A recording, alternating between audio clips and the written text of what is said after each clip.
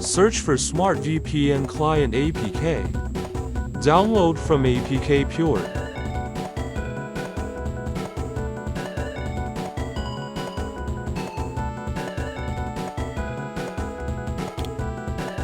Open App Store.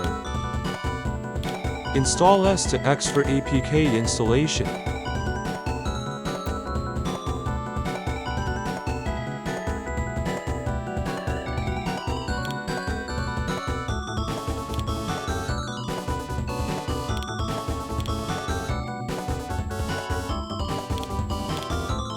Long press OK to select browser upload and upload Smart VPN APK to Fire TV.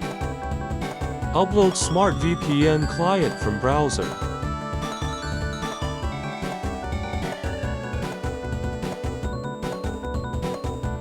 Click on it to install. Install unknown apps must be enabled. On some devices, developer options also need to be. Add a profile. You need to use a mouse, otherwise you can't get over the password field. Once saved, click the profile to connect. Works like a charm.